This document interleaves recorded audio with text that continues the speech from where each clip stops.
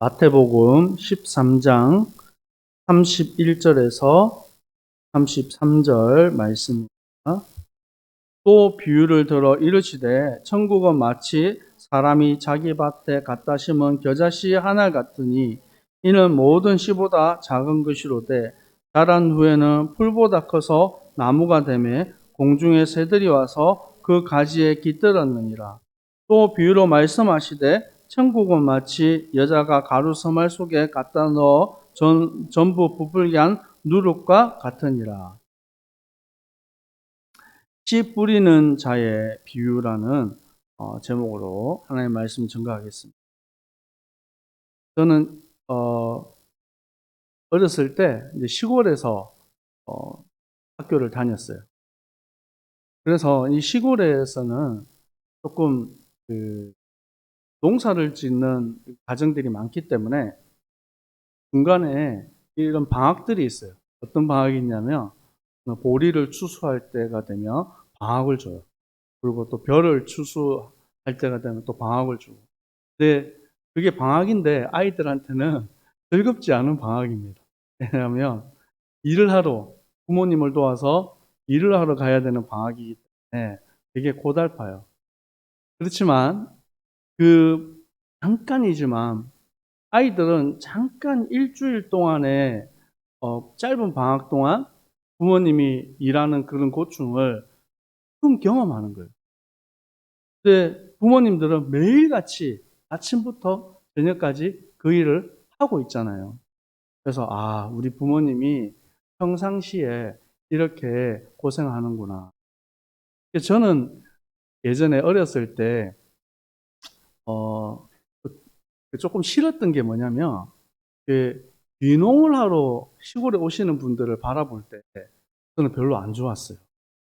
왜냐하면 답답한 도시 생활이 힘들고 너무 사는 게 각박하고 힘들어서 나이가 들면 나는 시골 가서 마음 편하게 농사 짓고 이렇게 살고 싶다.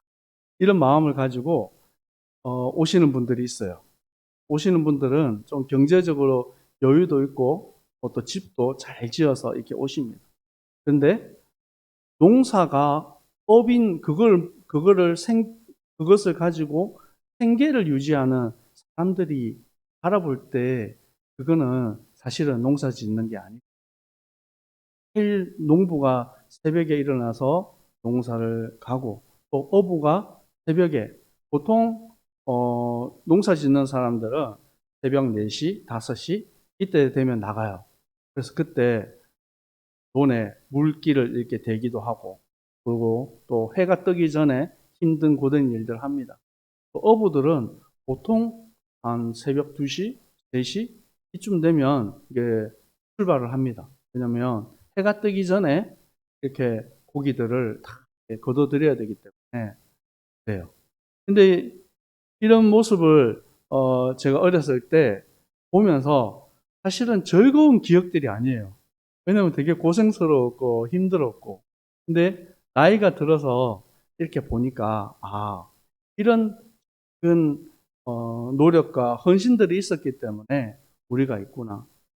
특별히 제가 고향에 한 번씩 내려갈 때 보면 이렇게 그 큰 나무들이 이렇게 있어요. 근데 우리 자녀들한테 제가 얘기를 해요. 아빠가 예전에 어렸을 때 심은 나무인데 이만큼 컸다. 세월이 20년, 30년 이렇게 지나서 그 나무들이 크게 자라서 또 열매를 맺는 모습. 특히 제가 다녔던 초등학교는 지금 폐교가 됐어요. 학생이 없으니까 폐교가 됐는데 거기에 가보면 큰 이렇게 나무가 있는데 그게 어렸을 때 심었던 나무예요. 그때는 우리가 심을 때는 몰랐죠. 이게 얼마만큼 클지 또 어떤 열매를 맺게 될지 몰랐어요. 근데 세월이 많이 지나고 나니까 그 나무가 큰 나무가 되고 열매를 맺는 모습들을 보게 되어집니다. 왜 이렇게 서론에서 이렇게 장황하게 얘기하냐면 제목 자체가 씨 뿌리는 자의 비유. 씨를 뿌릴 때 그 씨를 뿌렸을 때 그것이 얼마만큼 크게 될지에 대한 부분들은 사실은 몰라요. 그런데 뭐가 있냐면 그 안에 소망하는 것이 있다라는 거예요. 성경에 보면 많은 사건들과 문제들이 있는데 한 사람 때문에 복음의 비밀을 모르는, 하나님의 은혜를 모르는 이 왕들이 나타났을 때 그 왕 한 사람 때문에 온 민족들이 고생하고 또 우상 가운데 사로잡히는 것을 우리는 보게 됩니다. 반대로 복음 가진 한 사람 때문에 하나님이 민족을 살리는 이런 것들을 보게 되어집니다. 멸망한 시대에 하나님은 모세 한 사람을 들어서 민족을 살리게 하시고, 가나안 땅 갈 때에 여호수아, 갈렙 같은 그런 인물들을 들어서 하나님의 역사를 이루는 거예요. 사사기 시대가 얼마나 타락한 시대입니까? 하나님 앞에 악을 행하는 시대인데 하나님은 그때마다 사사들을 세워서 하나님의 뜻을 이루어 가시는 거예요. 또 하나님의 뜻을 이루는 중요한 응답 속에 사무엘, 또 다윗, 또 다니엘, 이름을 열거하자면 끝도 없을 많은 믿음의 사람들이 있다라는 거예요. 근데 그 한 사람 때문에 하나님은 살게 되어집니다. 민족을 살게 하고 가정이 살게 하고 현장이 살게 하시는 것입니다. 오늘 연약한 것처럼 보이는 우리 한 사람을 통해서 하나님은 여러분의 가정과 여러분의 현장과 여러분의 직장을 살리게 하실 줄 믿습니다.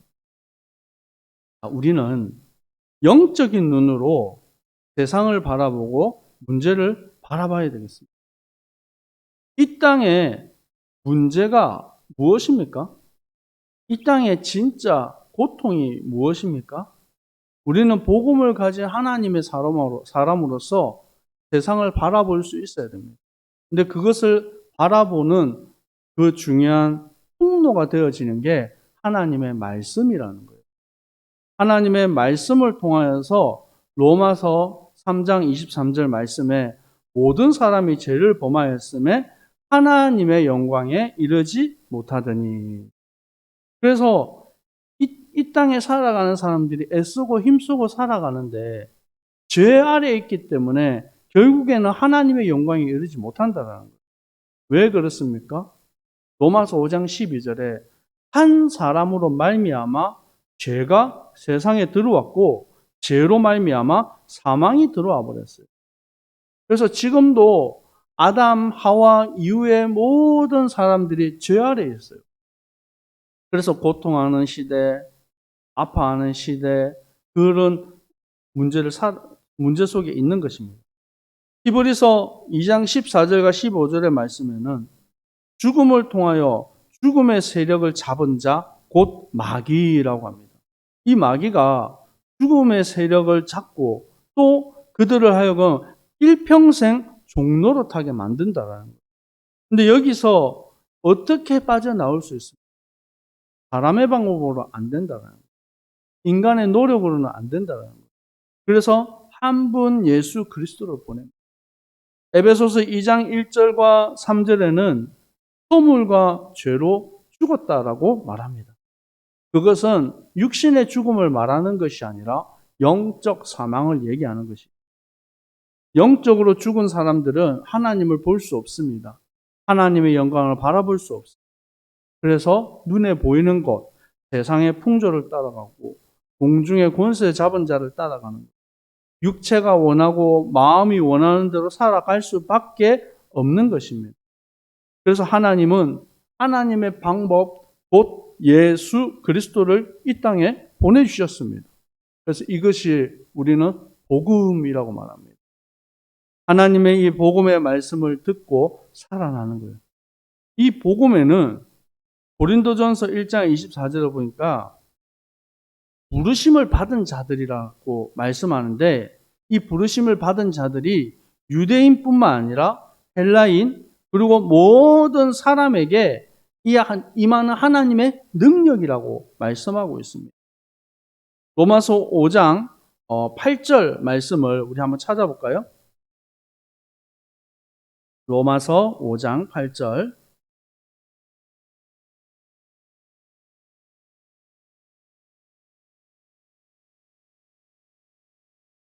같이 읽도록 하겠습니다. 우리가 아직 죄인 되었을 때에 그리스도께서 우리를 위하여 죽으심으로 하나님께서 우리에 대한 자기의 사랑을 확정하셨느니라. 아멘. 하나님의 그 사랑으로 우리가 구원을 얻었고 하나님의 사랑 안에서 우리가 살게 된 것입니다. 이것이 어떻게 가능합니까? 18절에서 로마서 5장 18절, 19절 두 절을 같이 읽겠습니다. 시작. 그런즉 한 범죄로 많은 사람이 정죄에 이른 것 같이 한 의로운 행위로 말미암아 많은 사람이 어렵다 하심을 받아 생명에 이르렀느니라. 한 사람이 순종하지 아니함으로 많은 사람이 죄인 된 것 같이 한 사람이 순종하심으로 많은 사람이 의인이 되리라. 첫 사람 아담을 통해서 이 땅에 죽음과 멸망이 들어왔다고 하면 예수 그리스도 한 분을 통하여서 우리 안에 죄 사함과 새 생명을 얻는 축복이 들어온 것입니다. 오늘 마태복음 우리 13장 말씀 속에서 이 겨자씨 하나에 대한 의미를 얘기합니다. 겨자씨는 사실 제가 실제로 보진 전에 조그맣게 보여요. 거의 어떻게 표현하면 될까요? 깨보다도 조금 더 작아요. 그렇게 조그마한 겨자씨인데 그 겨자씨가 나중에는 큰 나무가 된다는 거예요. 그것에 대한 의미가 무엇입니까? 마태복음 2장 12절 말씀에 예수 그리스도가 이제 나사렛이라는 동네에서 살게 되어집니다. 근데 그것이 단순한 것이 아니라 마태복음 2장 23절 말씀에 제가 읽어드리겠습니다.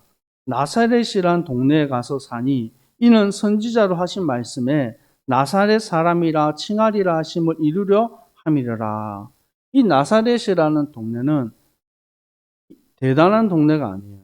그것은 대부분 농사짓고 또 어부로서 살아가는 그런 가난한 동네입니다.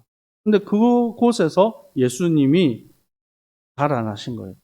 그래서 이 나사렛이라는 보잘것없는 곳에서 시작된 이 복음이 어디로 연결되어집니까? 전 로마와 전 세계로 뻗어가는 것입니다. 그래서 하나님께서는 가장 낮은 것처럼 보이는, 보잘것없는 것처럼 보이는 그 시작을 통해서 하나님은 큰 응답의 문을 열어주십니다.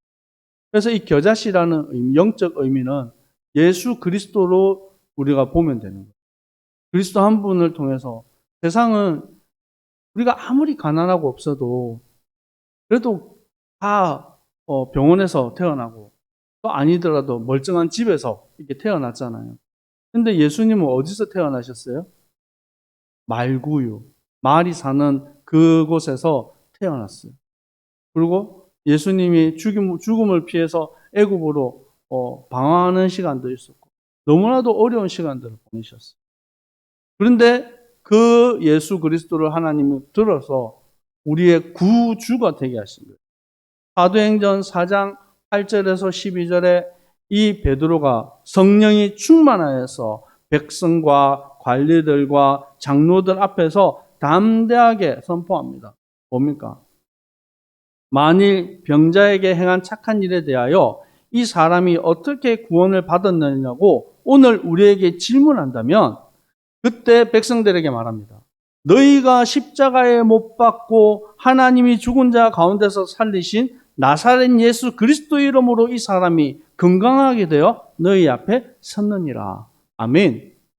나사렛 예수 그리스도, 너무나도 보잘것없는 것 같이 보였던 그 예수가 우리의 주가 되셨다는 겁니다. 그 이름으로 안전뱅이가 일어나는 역사가 일어난 거예요. 건축자들의 버린 돌, 이 버린 돌이 모퉁이 돌이 되어진 거예요. 그분이 이 모든 구원의 완성자가 되시는 거죠. 그래서 여러분, 복음 가진 한 사람이 어떻게 보면 부족해 보이고 모자래 보일 수도 있어요. 우리가 왜 이 생명운동을 합니까? 우리가 밖에 나가서 전도 열심히 해도요, 실제로 우리 교회 안에 큰 부흥이 일어나는 건 아니에요. 또 어떤 때는 제가 선교 사역을 칼리만탄, 바푸아, 그리고 또 술라웨시 이렇게 다녀도 거기서 이런 역사들 일어나는 거 보이지만 우리 교회하고는 직접적인 연관이 없어 보이잖아요. 그런데 하나님은 그 작은 시작들을 통해서 하나님 큰 응답을 주신. 우리가 정말 복음운동, 생명운동 한다면 하나님 우리 교회를 들어서 사용하시고 우리 교회를 축복하실 거라 믿습니다. 또 우리가 도단 미션홈을 통해서 한 명 한 명 제자들을 키워내고 있습니다. 우리에게 디엔 아플리도 있는데 우리 많은 우리 데보라, 노논체, 노비타 우리 이런 귀한 친구들이 있어요. 이들이 한 사람 한 사람 복음으로 세워져서 이 땅 인도네시아를 살리는 주역되게 하실 줄 믿습니다. 우리가 갈 수 없는 곳. 지난주에도 우리 제자들하고 여기 앞에 있는 이 대사에 전도 운동하러 갔어요. 근데 제가 지난번에 갔던 동네거든요. 왜냐면 제가 약간의 취미가 있습니다. 뭐냐면 모르는 길을 시간 날 때 가봐요. 아는 길 말고 모르는 길을 일부러 가서 그 길을 밟아보고 그 길을 또 할 수 있으면 걸어도 보고 그래요. 근데 거의 대부분의 이런 동네들을 제가 혼자서 걸어 다니면 사람들이 붙잡아요.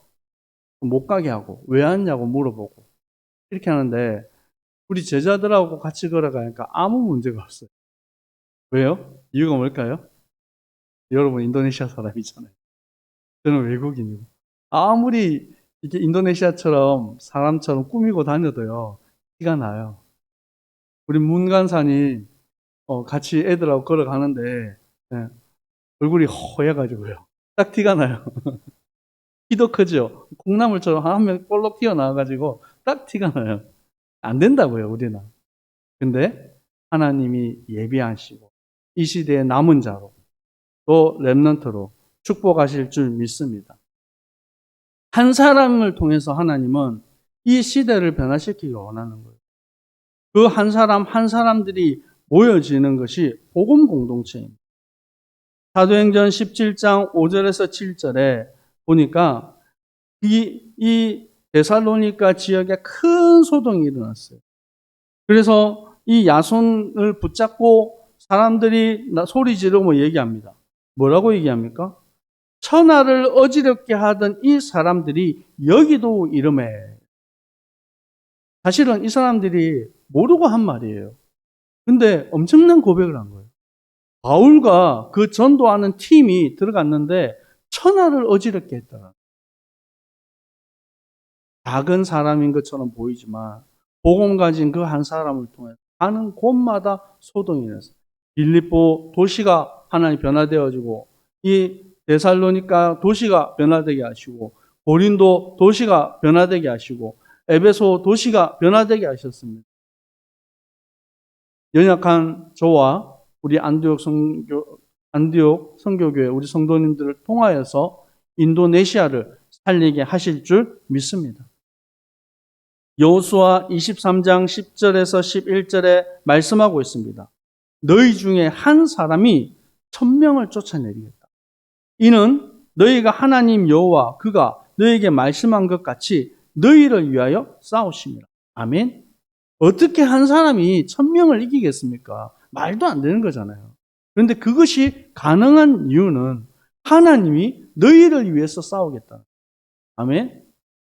옆 사람 고백합시다. 하나님이 당신을 위해서 싸우십니다. 아멘. 그래서 여러분 늘 기억해야 돼요. 한 가지 기억해야 돼요. 뭐요? 너희는 스스로 조심하여 하나님 여호와를 사랑하라. 하나님은 우리에게 뭐 특별한 것 대단한 조건을 말하는 것이 아니라 너희가 나를 사랑하라라고 고백합니다. 말씀하십니다. 그 사랑하는 고백 안에 있으면 우리는 승리하는 것입니다. 아멘. 자, 마태복음 13장 36절에서 43절을 한번 보세요. 36절에서 43절. 36절을 보면 내용이 뭡니까? 제자들이 예수님께 제자들이라서 이 밭에 뿌리는 이 비유에 대해서 우리에게 좀 설명을 해주세요. 그때 예수님이 말씀하시는 거예요. 좋은 씨 뿌리는 이는 인자다. 밭은 세상이다. 또 좋은 씨는 천국의 아들들이요. 가라지는 악한 자들의 아들이다. 가라지를 뿌리는 원수는 마귀다. 그래서 이 가라지와 또 알곡에 대한 좋은 씨에 대해서 비유를 하시는 거예요. 그래서 참 복음 가진 하나님의 이 비밀 가진 여러분이 뭐요? 좋은 씨라는 거예요. 근데 뭐가 있다고요? 가라지도 있단 말이에요.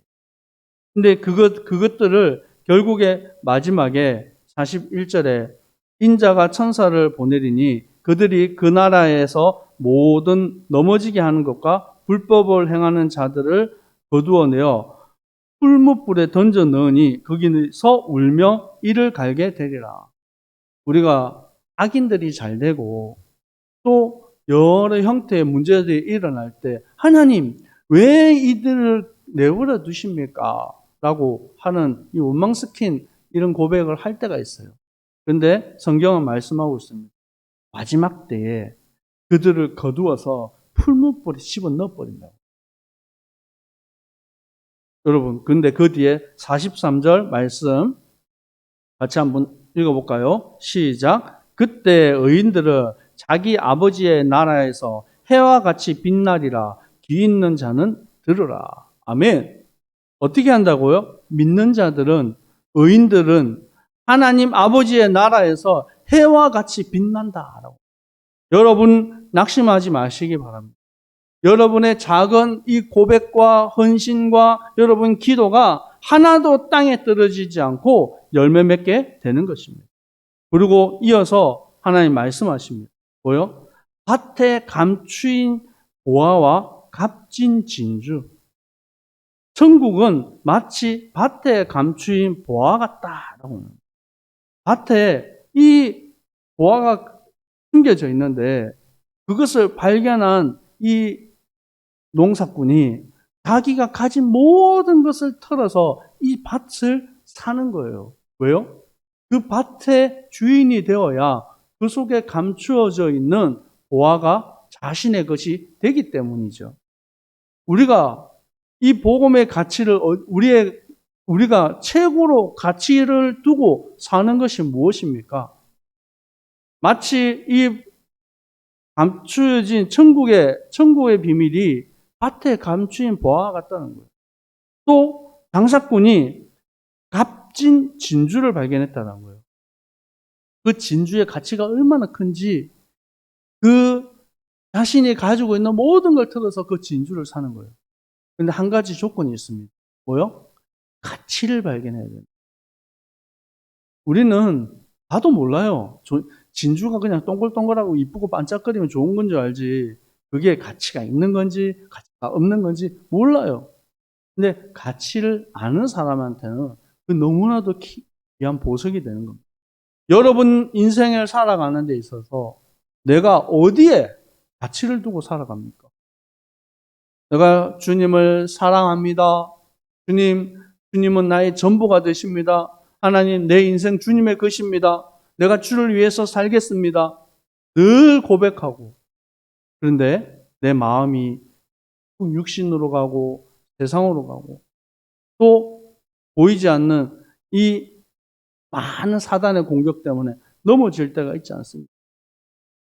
여러분, 최고의 가치, 이 복음의 비밀을 발견하게 되어지면 여러분 입에서 나오는 고백이 달라져요. 빌립보서 3장 5절에서 9절에 바울이 고백합니다. 나는 8일 만에 할례를 받았고 베냐민 집하고 히브리인 중에 히브리인이고 율법으로 바리새인이고 열심으로 교회를 박해하는 자예요. 그런데 이 모든 것을 해로 여긴다. 심지어는 이 모든 것을 배설물로 여긴다. 이유가 뭡니까? 최고의 가치, 예수 그리스도를 아는 지식이 가장 고상하기 때문입니다. 이 복음의 가치와 비밀을 알고 나니까 자신이 가치 있다라고 생각했던 이 모든 것들, 내가 자랑했던 이것들이 아무것도 아니라는 거예요. 여러분, 예수 그리스도가 여러분 인생의 최고의 가치가 되기를 축복합니다. 아멘. 고백합시다. 예수 그리스도는 나의 최고의 가치입니다. 여러분, 복음 안에 있는 비밀 누리고 있으면 걱정이 없어요. 고린도후서 4장 7절에서 10절에 우리가 이 보배를 질그릇에 가졌다. 나는 질그릇처럼 연약하고 부족해요. 하지만 그 안에 보배가 담겨져 있다. 그렇기 때문에 사방에서 우겨 쌓임을 당하여도 쌓이지 아니하고 답답한 일을 당하여도 낙심하지 아니하며 박해를 받아도 버림받지 아니하며 거꾸러뜨림을 당하여도 망하지 아니하고 우리가 항상 예수의 죽음을 몸에 짊어지면 예수의 생명 또한 우리의 몸에서 나타나게 하려 함이라. 하나님 주신 힘 가지고 참 보배 대신 내 인생 최고의 가치가 되신 그리스도를 누리고 증거하는 주님의 백성들 되기를 축복합니다. 기도하겠습니다. 아버지 하나님, 내 인생 최고의 가치 되신 예수 그리스도를 발견하게 하신 주님 감사합니다. 겨자씨 하나가 하나님 자라 큰 나무가 되고 모든 새들과 동물들을 살리게 하는 것 같이 하나님 복음 가진 한 사람인 우리 모든 성도님들 한 분 한 분을 통하여서 가정이 살고 또 시대가 살아나는 응답을 허락하여 주옵소서. 하나님 많은 문제가 있습니다. 어려움이 있습니다. 속지 않게 하시고 나와 함께 하시는 하나님을 온전히 신뢰하고 믿음으로 승리하는 주님의 백성들 되게 하여 주시옵소서. 지금은 우리 주 예수 그리스도의 은혜와 하나님 아버지의 사랑하심과 성령님의 위로 교통 충만하심이 복음의 비밀 가진 한 사람으로 인생의 최고의 가치를 발견한 모든 주님의 백성들 머리 위에 항상 함께 있을지어다. 아멘.